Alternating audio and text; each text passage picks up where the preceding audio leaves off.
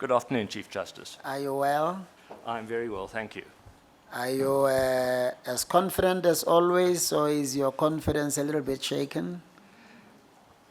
I'm nervous. Okay, all right. Now, tell me, what is an honorary judicial member? Of the organization STEP. Society of Tax and Estate Practitioner. It's an honorary award of membership made by that organization to lawyers that they, in this case judges, who they consider have shown particular expertise and knowledge in the field of tax or estate planning. Is it based in South Africa or outside of the country? No, it's a worldwide organization. South Africa has a chapter, and I was recommended by the South African chapter, and that was then approved by the international organization. Was this based on your contribution as a legal practitioner, or after you became a judge, or a combination of both experiences? I think it was primarily because of my experience as a practitioner, because since I've become a judge, I've done relatively little tax work, and I think this honor was accorded to me in 2014, and I was only appointed a permanent judge at the beginning of 2013. As a practitioner, your views on the legal practice bill as it then was seemed to be somewhat radical and at odds with the trend, or at least a certain trend. I think the only views that I might have expressed, which might have been thought radical or contrary to the norm of the bar, was I was asked at a lecture or debate which was arranged by the Constitutional Court Clerks Association to adopt a standpoint at the time when the legal practice bill was still under discussion.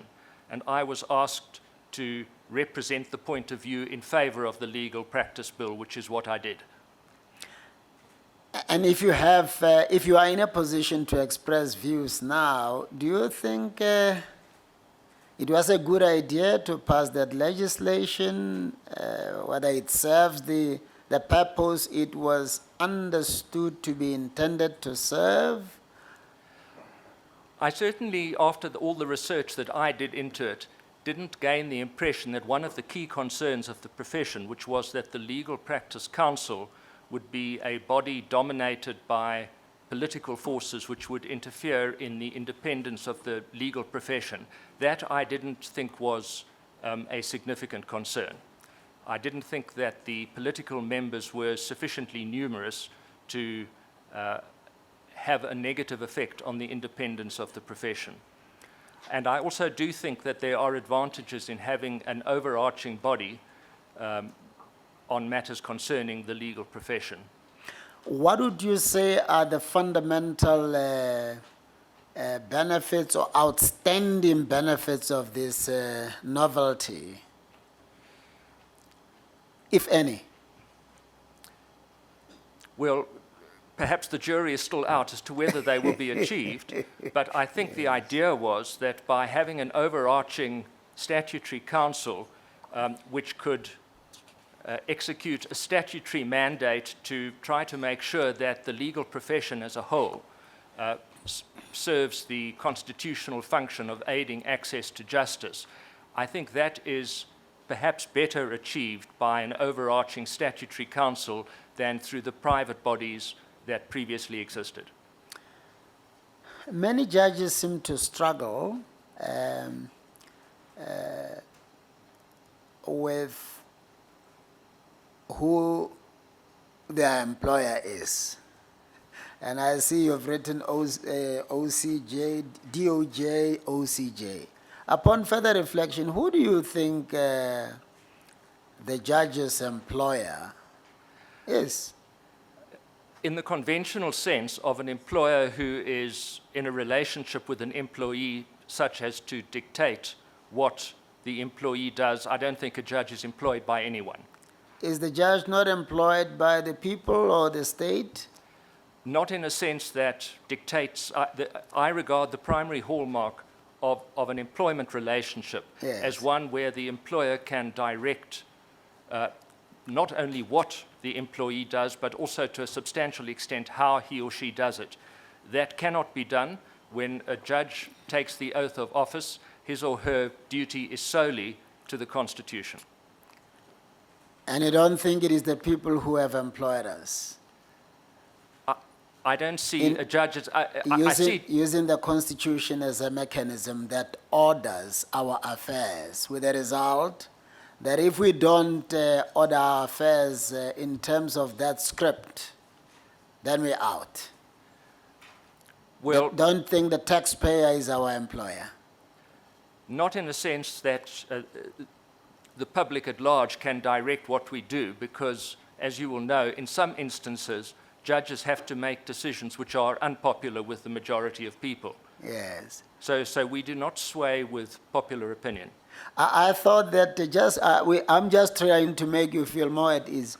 I thought in the same way as members of parliament, members of the executive are employed by the people, they can't tell them to do wrong things. There are prescripts. There's a constitution, there are laws, but if you don't act in line with them, they've got a way of firing you, either not re-electing you or protesting or instituting some mechanism that can see you out of office. If one is using employment in the metaphorical sense of whose interests ultimately are we there to Yeah, serve, yeah. then it's the people of the country as a whole. Yes. Tell us about your experience as a judge since 2013. It's over 5 years since you were appointed a judge. How has that prepared you for the SCA? Well, firstly, I was thrown into types of work which I hadn't done a great deal of at the bar, particularly in the criminal sphere. I, in fact, enjoyed getting to grips with parts of the law that I was not that familiar with. I think it's important that judges should... There is something intellectually satisfying about all parts of the law. I don't take the view that there's one part of the law that is sexy, to use an informal expression, and others that are not. I enjoyed getting on top of and being in a position to conduct criminal trials, to deal promptly and efficiently with criminal reviews. Obviously, I did a certain amount of injury work, the sort of work I hadn't done at the bar. But I think all of that has served to make me a reasonably good generalist of the sort of litigation that comes to the SCA, but at the same time, I believe I have certain special areas of expertise which could stand the SCA in good stead. There is almost something like a subconscious prejudice against practitioners who specialize in criminal law. There seems to be a thinking out there that it's an inferior kind of law, and if your only area of speciality is criminal law, then you're as good as a person who knows nothing at all about the law. Any views there? Yes, I do. But not so with those who specialized only with civil work. You're almost celebrated immediately. But if criminal law is like, criminal lawyer. I certainly wouldn't agree with that point of view. I think the criminal law is perhaps where most ordinary people in the country who have the misfortune to have to deal with the legal system encounter it, mainly in the lower courts. And I think it is absolutely important that the practitioners who represent them should be able to do so ably, and that the judicial officers who decide their cases should be at home and on top of the principles that apply so that justice can be seen to be done. I think there are, I don't know what the statistics are, but I would think that the criminal cases that are run throughout the judicial system in South Africa largely outnumber the civil cases. Yes. For how many terms have you acted in the SCA? I have just finished my 6th term. They were done in succession, except in the 3rd term of last year, there was a break and I was back in the Western Cape High Court for 1 term. From the time you acted there for the first time until now, has anything about the workings of the court given you reason to be concerned? No, I have found the court to be a welcoming, collegial place, and I've enjoyed my time there.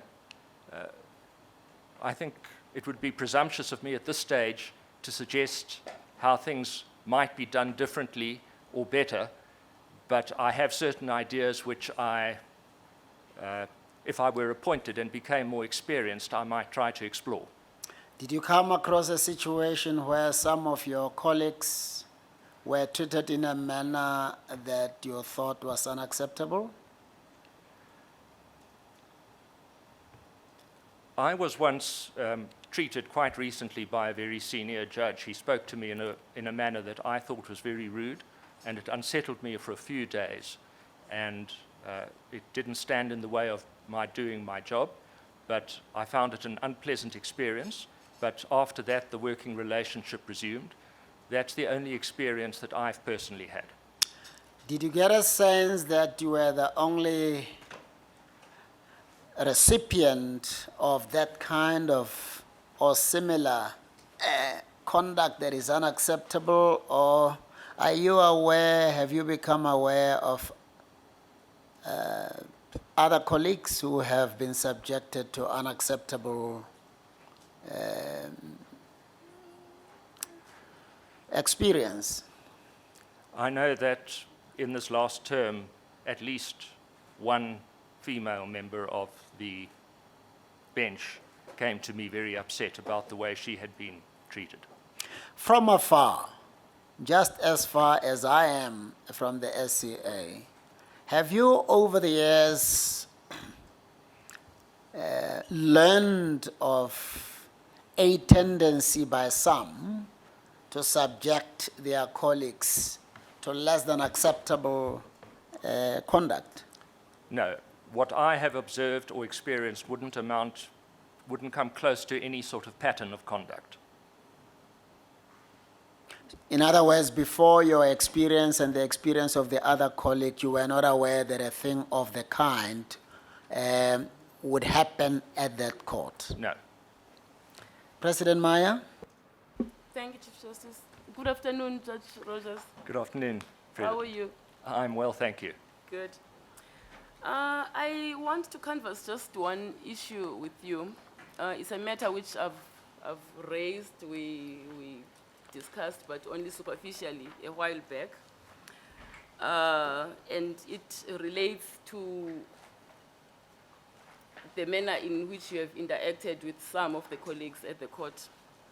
I just want to preface this with the observation that all colleagues at the SCA acknowledge your diligence and competence as a judge, and I'm one of them. And I also want to mention a matter in which you and I sat together. It was a customary law matter, and I had included you in that panel deliberately because I just wanted to test the scope and breadth of your prowess. And I was pleasantly surprised by the manner in which you participated in the matter, even though I'm sure customary law is not your area of expertise. Now, concerns have been raised by a few senior colleagues that you are difficult to work with, that you are not a team player, which is an important quality at senior level where you sit in panels of a number of colleagues. And the words used by one of those colleagues was that you tend to swim upstream. There was another concern that you tend to pay slavish attention to foreign authority, even when our own law provides adequate remedies. And, there was another one that you are arrogant. Now, would you like to comment on these observations? I'd be saddened if that is the impression that I've ever conveyed. It's certainly nothing I've ever intended. I have a genuine love of the law, in addition to a strong work ethic, and I don't think one can maintain a good quality of legal work without being passionate about one subject. And perhaps sometimes I'm too passionate about it, and when I seek to engage on legal ideas with colleagues, Perhaps they see it as I'm being difficult. But by the same token, I think it is important in an appellate court, more so than in a high court, that one should not shy away from academic rigor in solving cases. One should not dumb down the process of what one does in court. And there is nothing amiss with referring to foreign authority where it is relevant. And I'm not sure if I have the case in mind which a colleague mentioned to you, but there was an extremely complex divorce case with a very large record involving 9 or 10 discrete issues. I was not the scribe, and originally I differed from the scribe on a number of issues, and we ended up writing a joint judgment in which we agreed, because we each made accommodations and compromises in the way we were approaching the case, and the joint judgment, a very lengthy judgment, was one to which we both contributed equally, and I thought was an example of collegial working. There was one residual issue where I did refer to foreign authority. It concerned the question whether, when a court considers post-divorce maintenance, it may have regard to a prenuptial contract which purports to regulate post-divorce maintenance. On that question, I and the scribe differed as to how we came to the conclusion, but we both agreed that in the circumstances of this particular case, the prenuptial agreement was not enforceable. The scribe, together with the other members of the court, took the view that the provision in the prenuptial contract was simply contra bonus mores. I took the view that the Divorce Act, Section 7.1 of the Divorce Act, permitted a more nuanced approach where the court was entitled to give effect to any agreement made between parties regarding their post-divorce circumstances, but where the court has a discretion whether to enforce it or not. I referred to foreign authority in England, Canada, and Australia because if we had interpreted the Divorce Act in that way, we would have been in line with what I regard as a nuanced approach to the problem, as opposed to the very blunt instrument of saying that the prenuptial contract is simply void for being contrary to public policy. And I took into account, and this thinking also emerges from some of those foreign cases, that we are well past, hopefully, an era in which the law takes a patriarchal or paternalistic view toward people who are getting married. Often, given the frequency of divorce, it is very sensible for parties who conclude a prenuptial contract to make provision for what happens when they get divorced. And in principle, it seemed to me to be very undesirable to interpret our Divorce Act in such a way that under no circumstances would the court hold parties to a prenuptial contract of that kind. But it was in that context that I found a review of the foreign authorities very useful, because it showed how interpreting the Divorce Act in the way I proposed would not be giving rise to a maverick result, but rather one that was consistent with the trend of jurisprudence in other countries.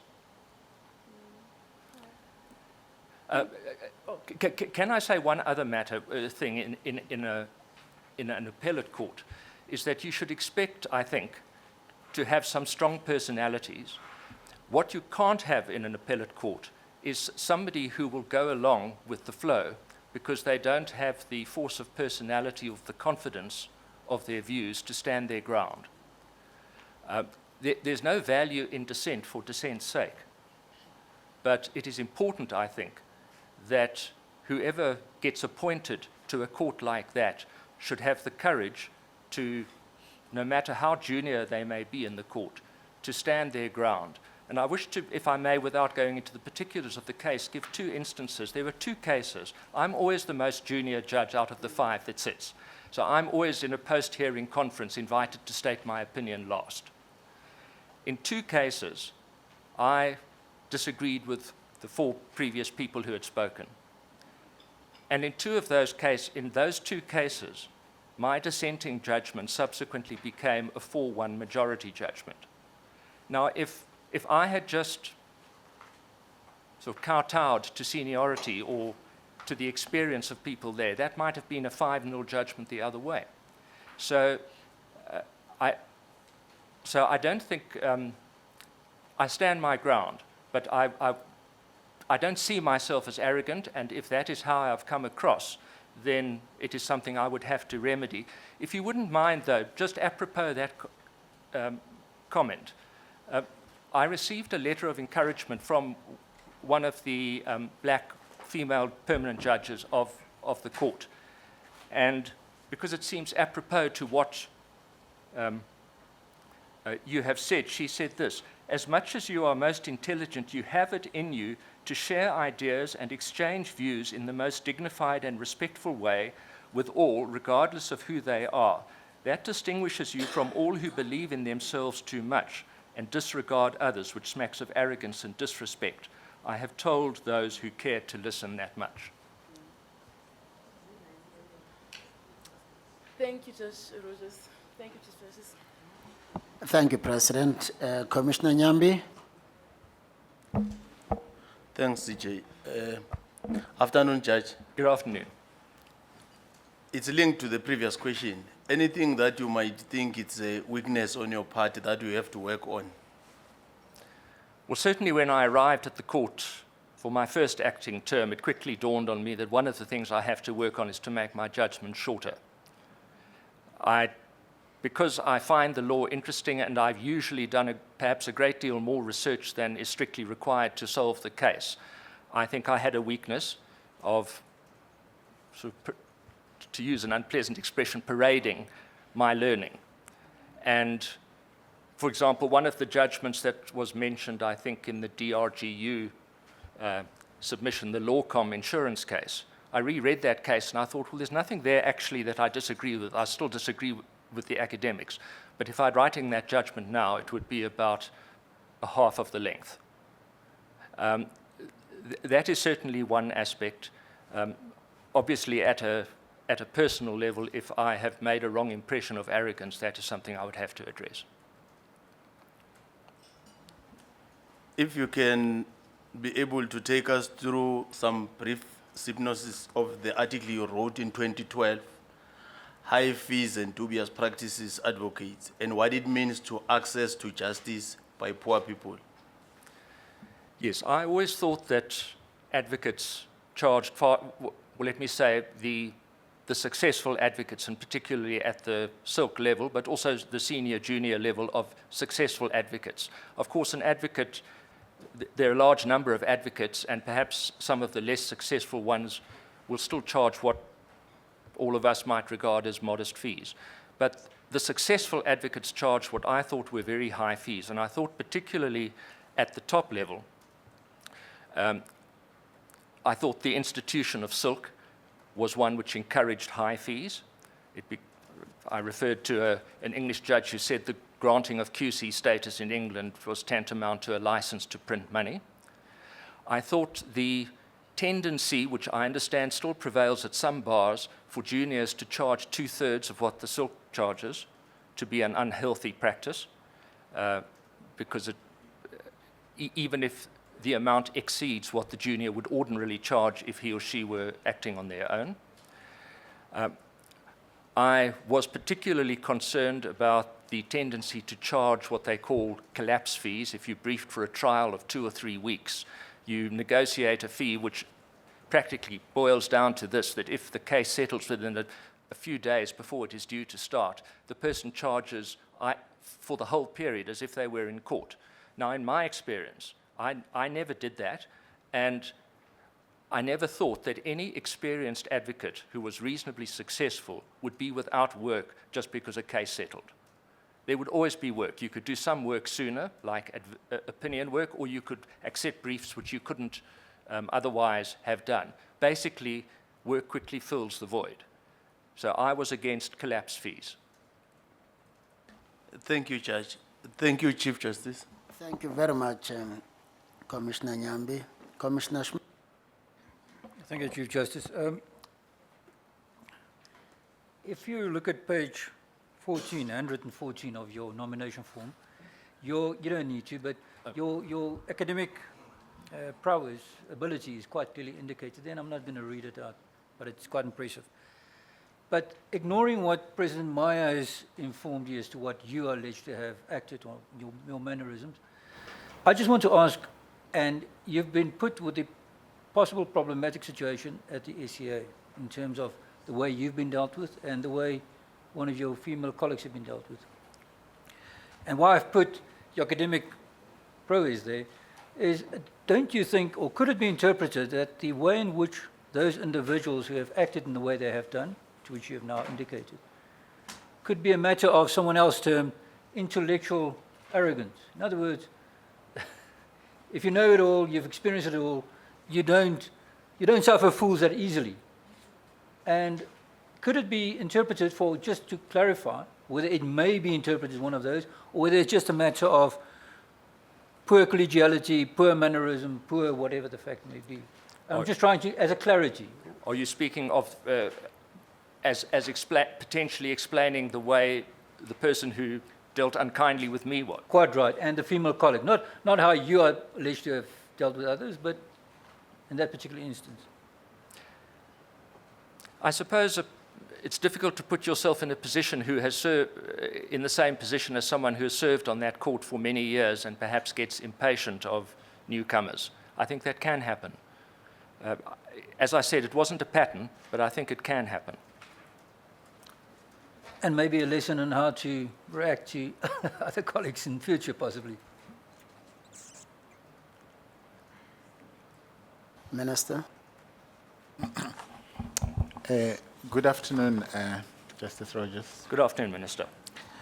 Now, I see from your CV that you carved your legal experience, professional experience,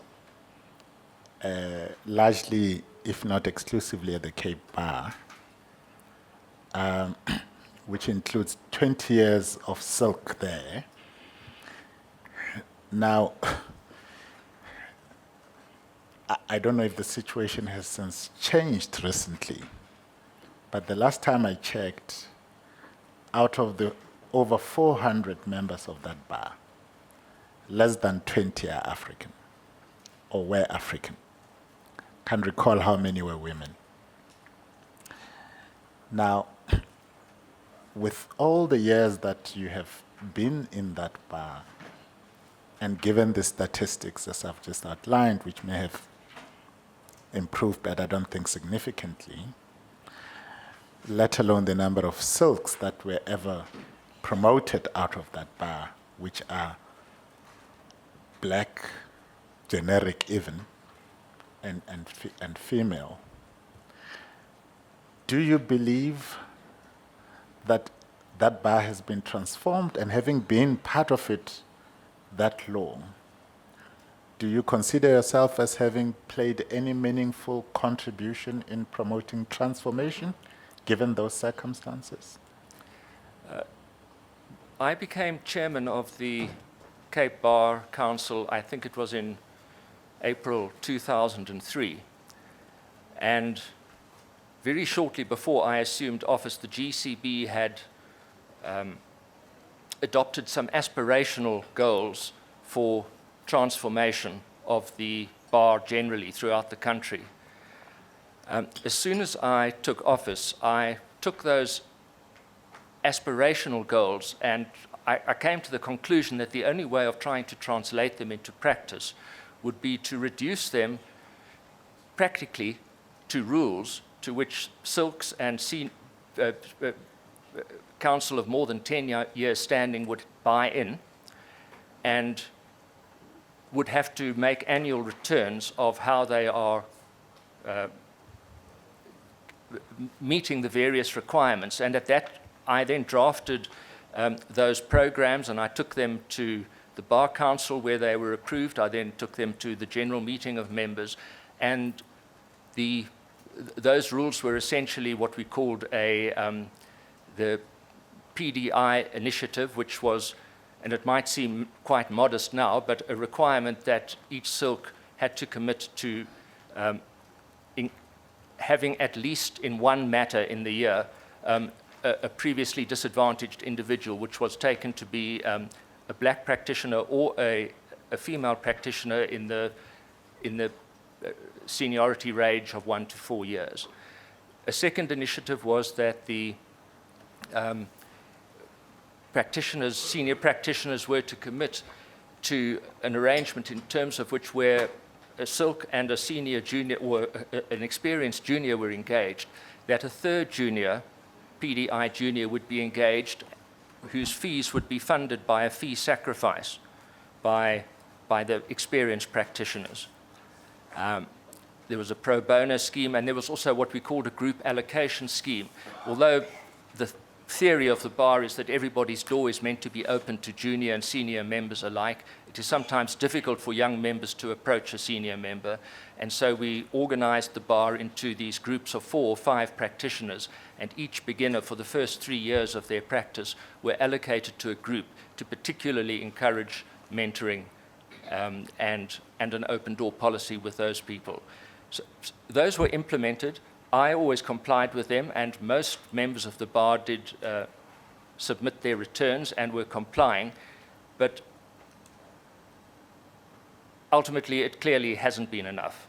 And if one tries to work out what is where the problem or the fault lies, one may say it lies partly in the commitment of senior practitioners to look beyond what one might call an established pool of expertise when you bring on board juniors and so on. But it may also just be that successful practitioners at the bar are extremely busy and perhaps resent having to give up time to operate in a way that they might think is inefficient. So up until the time that I left the bar in 2012, clearly not enough had been done. Since then, obviously, I've lost touch with specifically what the Cape Bar has been doing, but my own contribution in attempting to ensure that black people are attracted to the bar, but particularly that they stay at the bar and succeed, has been by way of advocacy training, which is a very time-consuming activity. I would like to boldly put it to you that despite those aspirational goals and apparent attempts, very little that's worth mentioning even has occurred. I can put it to you, for example, that since I took office in 2014, in the 2 sets of recommendations for appointment to silk status, in the one instance, only 1 female generic black, and was the only female out of about 16 or 17 candidates was promoted. In the second instance, again, only 1 African male, who happens to be one of the commissioners here, and he can declare himself, because at some point he pestered me that why is he being held back whilst we're fighting over this, was promoted out of that bar to silk status, and beyond that, nothing. And as I said, less than 20 Africans until recently that I was aware of were members of that bar. I would like to put it to you that statistics speak for themselves, that we are dealing with a bar that just refuses to transform for some reason. What would you attribute this to? Sorry, what? Given what you have just outlined as the initiatives. And I'm particularly concerned about the last statement where you say that senior practitioners are too busy to concern themselves as opposed with issues of transformation. Yes, well, it takes time to mentor someone. And I know that in the year or 2 before I went onto the bench, I mentored 2 African women, Liziwe Tsai and Penny Mngona. And it does take time, but it is rewarding. And I can't contest the statistics you put up, and it certainly indicates that a majority of the members of that bar are not doing enough. Thank you, Chief Justice. Thank you, Minister. Commissioner Norman? Thank you, Chief Justice. Good afternoon, Judge Rogers. Good afternoon. Out of all the candidates that have availed themselves for this position, if I look at their years of appointment, ranging from 2004 to 2013, you seem to be the most junior of the lot. Am I correct? Yes. Yes, is that correct? You are aware of that? If I may say, I'm the most junior in years of judicial office, although I think I have longer experience in legal practice Yes, than most yes. of them. Yeah, no, we're talking about, because Yes. they are all judges. So we're talking about judicial office today. Yes. The other thing that I wanted us to talk about is the article that you wrote. Oh, sorry, before I leave that question, if you would permit me, Chief Justice. So they are all senior judges to you. Yes. What would you say if one were to say the judges that are more senior to you must be preferred for this position, being a senior court as the SCA, if they meet all the criteria and you meet the criteria, but in terms of preference, they should be preferred? What would your comment be? I suppose if you rank all candidates theoretically as of roughly equal ability, and you then say, well, all else being equal, we'll prefer the more senior judges, I couldn't contest that. Yes, thank you. And Judge, you published an article in 2006. In fact, I think the date is incorrect, because when I read the article, it's in the Advocate, December 2004, and not, you have December 2006. I think that's an error. It's entitled Silk, Why It Should Go. You remember that article? Yes, I do. Yes. At the time when you published it, you were already a Silk for about 5 years. Yes. And then you state the reasons why you think that it has since become irrelevant. Then, having published the article, having attained the Silk status, I would imagine that after you published that article, you would not have objected to anyone who wanted or who applied for Silk status. Well, I found the whole system invidious to assess, because one is being asked to pass judgments.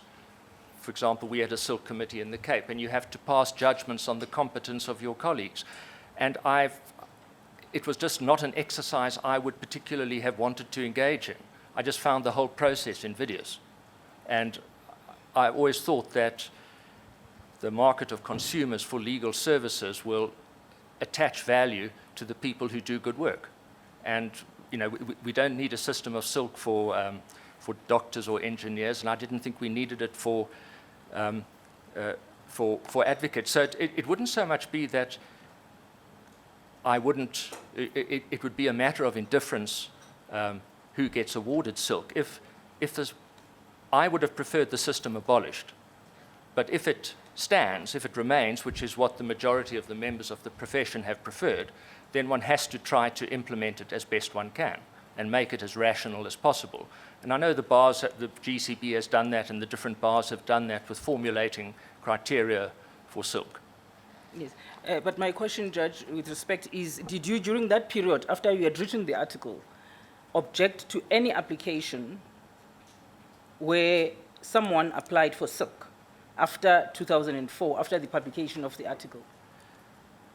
There would, I assume during that period I would have sat on the Silk committee once or twice, and there would have been some people who were approved and some people who weren't, and I would have participated in those decisions. Yes. I'm just trying to understand, if you had looked at the system, you were enjoying the benefits of the Silk status, and you had looked at it and you felt that it's no longer relevant as far as you're concerned, that's how you motivate for that position, why would then be necessary for you, even if just as an individual or the Cape Bar, then oppose any application for one who wanted to take silk? Well, the view of the majority of the bar which supports the institution is that awarding the person the SC status is some sort of public certification of the competence and experience of the advocate concerned. And it's not just, as it were, a run-of-the-mill, at least it's intended not just to be a run-of-the-mill competence. It is meant to be something which puts the candidate in a somewhat unusual or exceptional ability. I don't approve of the system, but that was the decision of the majority. It existed, and I would have participated in decisions. I eventually withdrew from it because I found the whole process so invidious. But when I did participate in it, I would have attempted in good conscience to apply the criteria that were laid down. I'm sorry, if I may pursue the question, Chief Justice.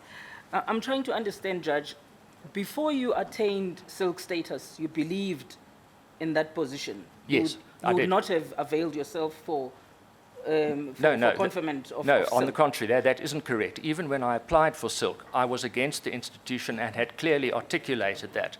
The difficulty was that I was reaching the stage of seniority in my practice where a number of clients, which included state clients like SARS, would not, because the system was there, litigants, particularly corporate litigants and government departments and parastatals and the like, because the system is there, they attach significance to it. And therefore they say, this is a case that we want a silk.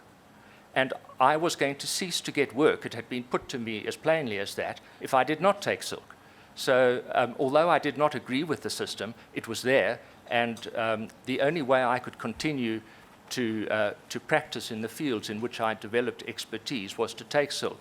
But I was always ready to, if the profession abandoned it, I supported that, and I would have gladly given up using any title. Yes, so you benefited from that system, Yes, and we, as the members of the bar, got to know about your objection to the system 5 years into it, into So- the silk status position. sorry, the members of the bar got to know about? By publishing your views in the Advocate. Yes, So members of the bar would have only become aware of your attitude towards the silk status 5 years when you had already become silk. well, those who didn't know me in the Cape, that would be true, yes. Yes, we're talking about me in practicing Yes. in Durban. Yes. And that's the only time I would have come across information that Judge Rogers was at some point not favoring the system itself. Yes. And from the answers that you've given, the reason why you attained silk status was for your benefit, for you to be able to trade in the profession. Yes. That's correct. Now, what I don't understand is why then, if you have attained this status, you've benefited from it, why then do you feel that those who follow you must be checked on by the Bar Council, because that's what you suggest in the article, check how much they charge. I'm just trying to understand where is you practice in competition law, surely you should know that even that system becomes anti-competitive. I'm trying to understand the logic behind a jurist that you are as to why you would feel that those that come after you must then be monitored. Well, the alternative would be to say that everybody at the bar, no matter what their seniority, can just be accorded senior counsel status, and then it would be meaningless. I thought the system was bad, but what one can't have is one can't defend the system, which is what the majority of the bar does, as a rational system, and then say we'll give it to everyone, or we will not apply any standards in awarding it. Remember that the system wasn't created by me, and the criteria weren't formulated by me. I was one in our bar in a bar council, which in the years where I served on it, were simply giving effect to decisions of the bar. Did you, at that point when you wrote the article, were you of the view that the standards that you've just alluded to were being lowered and that everyone was just getting silk? No, I thought the standards were extremely difficult to apply. I found it difficult to know how to apply them. Yeah, but then why was your answer then relating to the standards? Because I didn't ask for the standards. Sorry? Why did your answer that you gave me then relate to the standards? The standards were set by the GCB and by the bar. They are hard to apply, but as a person subject to the majority decisions of the bar and attempting diligently to serve the bar, one does the best one can. Yes, thank you, Judge. Then one last question, CJ, if you would please permit me, but not on that same point, but on the case that you dealt with. That's the case where someone gets convicted or pays a fine at the police station, the Holzheimer decision. Yes, And then they get a criminal record. yes. And that decision was not reported, and you make the point that it was not reported, but you felt it was a matter that's important and it deserved of reporting. Yes. Was there any reason why you felt, do you regard that section, in fact, if you look at that section 57 of the Criminal Procedure Act, when you look at it, do you believe that it's constitutional? Because a person goes to the police station, pays an admission of guilt fine, and ends up with a criminal record, which is something that you complain about in the judgment. Yes. I think it may be constitutional provided that the police authorities don't abuse it. I think it is open to abuse. And the particular abuse which occurred in that case, and which, according to a report from the senior magistrate in Wynberg, was widespread, is that the people who are arrested and don't understand the intricacies of the legal system fail to distinguish properly between bail and an admission of guilt fine, and the consequences of signing an admission of guilt fine are not explained. And more importantly, if a matter is one which is suitable for an admission of guilt fine, the statute says that the police should then issue the notice, and I think it's a 3-week period, or what, there's a specified period within which they can pay the admission of guilt fine, and they should be released first, and then they can decide whether they will pay the fine or not. In all of these cases, we were finding that the detained person was being given to understand that he had to pay the money before he could be released, and that was an abuse. I think the system can be implemented within the framework of Section 57 in a constitutional manner, but it requires proper attention by the police. Yes. Thank you. Thank you, Chief Justice. Thank you for allowing me more time. Thank you. Thank you, Commissioner Naaman. Commissioner Mpofu. Thank you. Good afternoon, Good afternoon. Judge. Yes, I'm allowed 2 questions, but I'm going to try and sneak a third one if the CJA doesn't stop me. The first one is quite a quick one, which is about transformation. You know, I just want to know, seeing that you've been at the bar for some time, you know, whether you participated in any transformation, quote-unquote, initiatives before it became fashionable, so to speak. I know, for example, that at the Cape Bar, one of the things that I found very pleasing was to know that when somebody like Dala Omar was detained as an advocate, colleagues came around and took his cases and assisted and so on. Maybe it might have been before your time. Did you ever participate in such initiatives in the bed all days? I did pro bono work, but I was never approached or engaged to participate in political work. I just didn't have that label. Well, okay. Did you do any? Okay, now let me leave that. Yeah. So, what do you mean you didn't have that label? Well, I think people get pigeonholed at the bar, and I was quite early pigeonholed as a commercial advocate. Okay, fair enough. Yeah. All right. Then the next issue is I'd like to assist me because there was a debate that I had here. I've had the pleasure of appearing before you in the Competition Appeals Court and read your judgments, which are quite good. But one of the issues we were concerned regarding the Competitions Appeal Court, or the CAC in particular. The judge president of that court, Judge Davis, when he was here, him and I had a debate about an article that you had written or a speech you had given indicating that there was a disproportionate allocation of work in that court. And I think my version was that it was 60 or 65% of the judgments were done by one person, and his version was that it was done by the same panel or something like that. But both of whatever version, it was bad. So I just wanted to hear from you what was the nature of that criticism, and have things improved since then? Mr. Mpofu, it wasn't actually put up by me as a criticism. As I recall it, it was part of a discussion panel at a BRICS conference in Durban on competition law. Right. And the point I was making was that because Judge Davis has been the president of that court since its inception, there has been a continuity in the jurisprudence of the court. And in that context, I had examined to what extent he had written the judgments and to what extent he had been in the panels in which the judgments were written.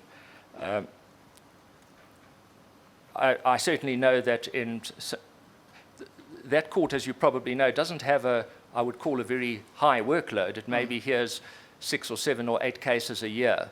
And I've written, I think, 7 or 8 judgments. So I haven't felt that I've been frosted out. And I know my colleague Bukwana, who's now a permanent member of that court, has also written judgments. Okay. Now, okay, the last issue is just almost a follow-up of something that Commissioner Norman spoke about, not the issue that she was dealing with directly. But I've just looked through it's about the question of age. You've just turned 60. Yes. Yes. Now, if you look at the applicants here, 3 are in their 50s, late 50s, and 6 are in their 60s. Of the 3, 2 are the black African women. And so the question I really want to ask, which is related, is that if all things being equal, and I think you've dealt with that qualification, if we have to now, let's say we have 4 places, and the only place left now is between you and these 2 African women who are younger, assuming age or youth is an advantage, who are younger, more senior than you, and female. So they have like a triple advantage at face value. What should we do? All other things being equal, it seems to me that women are underrepresented on the SCA bench, and they should be preferred. Okay, and so the only issue, I think you mentioned the question of ability. So you would then, the ability, so to speak, let's assume your ability was particularly outstanding, would then have to overcome all those hurdles? Yes, well, yes. That would be the issue. Okay. Thank you very much. Commissioner Nokesi.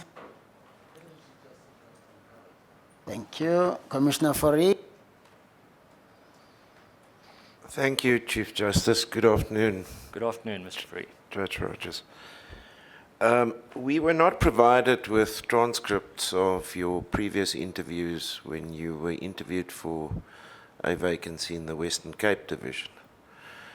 But if memory serves me correct, during those interviews, or at least one of them, engaged you on those 2 articles that you were previously referred to, the silk issue as well as the high fees.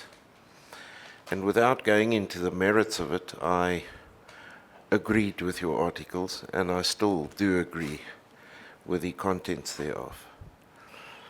But very little has changed since those interviews, and the situation has prevailed and continued.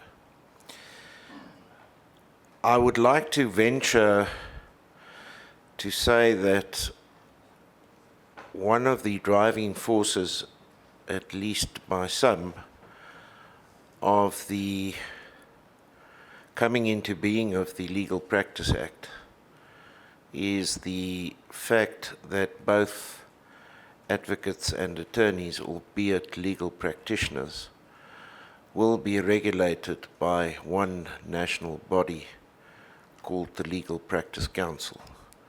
And I'm sure you're familiar with the provisions of the Legal Practice Act.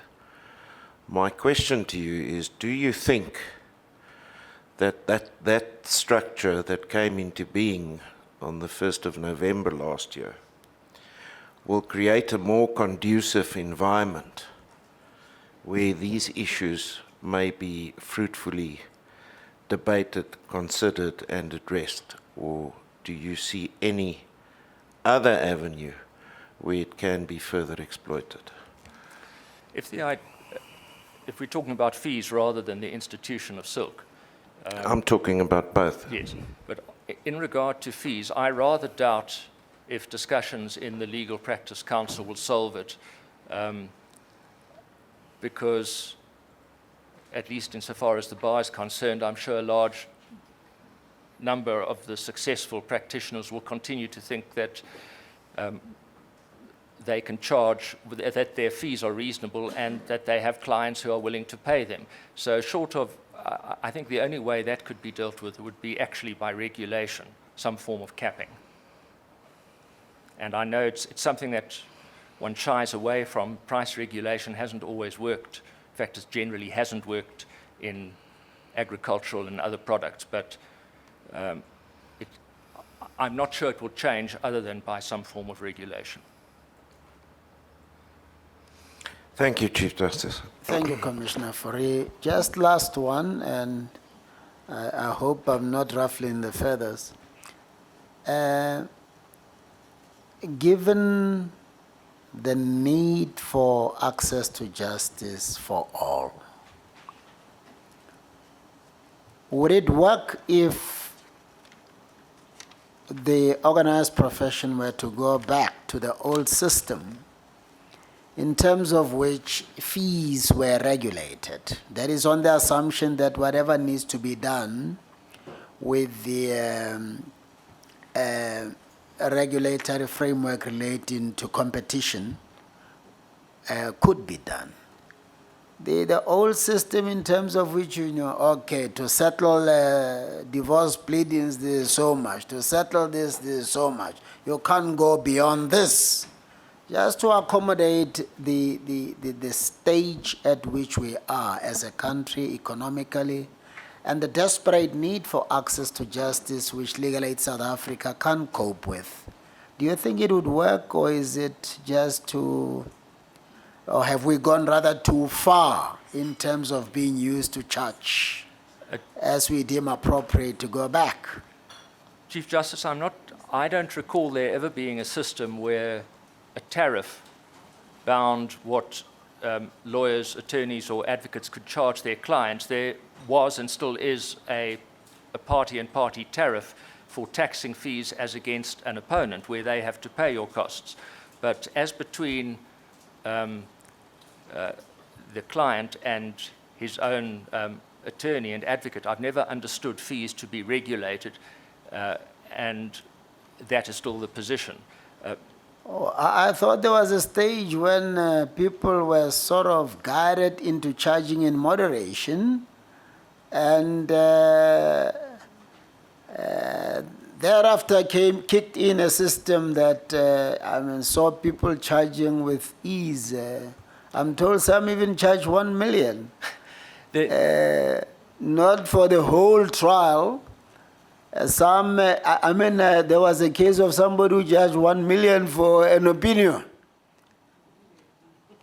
So I said, if we were charging for our judgments, then we would be somewhere. We'd be millionaires. So isn't there a need for regulation, though? Yes, as you were Yes, talking, perusing a file, something per page. There was that thing, wasn't it? Yes. Something per page, but now it doesn't. Is it still there? No, as you were talking, I was reminded that there were at some stage fee parameters. Yes, that's what I'm referring to. They were quite broad parameters, and they were guidelines. They weren't. Yes. Nobody was bound by them, but then the Competition Commission took the view that they were anti-competitive. And Yes, that's what I'm talking about. You see, why can't we, Because laws are there to make sure that we live comfortably, peacefully, and we all enjoy this country together. Now, in circumstances where access to justice seems to be frustrated by astronomical fees that the Competition Commission seems to have inadvertently facilitated, is there room for going back to the basics, so to speak, and say, no, this thing doesn't work for us as a nation? People can still survive without charging as much as they do. They can still have comfortable vehicles. It doesn't have to be a Rolls Royce. It doesn't have to be a Bentley. They can still be comfortable. But let's think about the poorest of the poor, or people like me. I can't afford a lawyer, really, I can tell you now. Why, is there room for regulating a system in such a way as to accommodate the broader public? I think one could, it would have to be statutory in foundation rather than as something produced by the profession. Sure, whatever it takes. I mean, we have had to reduce fees, for instance, at the Constitutional Court. Cell get charged and a junior. We were shocked. We had to reduce those fees. That's how shocked we were. And that's because of this competition competition commission thing. Yes. If I may say, I personally see no objection to statutory fee parameters. I would add, though, that when it comes to, I wouldn't even say the poorest of the poor, but the person with only modest means, a teacher or a nurse, like or me. someone like that, I don't think, whatever parameters were set, I don't think would enable that average person who earns a teacher's salary or a policeman's salary to litigate even at the lower end of a parameter, unless the parameters were radically lower than the sorts of fees that are currently charged. So I would have thought that at least in tandem with some such system as you propose going back to, there really, and apart from legal aid, which always needs to remain vibrant and properly funded, I think the profession needs to do more by way of pro bono work. Thank you. Minister? Just a follow-up on this one. Are you aware that in terms of the current Legal Practice Act, the Law Reform Commission, which is chaired by Justice Colopen, who I understand will be appearing here tomorrow, and can confirm that, has been charged with exactly the task of investigating this matter, and that in fact they have commenced the work officially towards the end of last year. I'm not familiar with that work, but I can see why they would want to do it, yes. Well, just in passing, maybe it would be better if it's something initiated by the profession itself, so that there are no risks of litigation or misunderstanding, I think. Anyway, thank you very much, Judge Rogers. Thank you.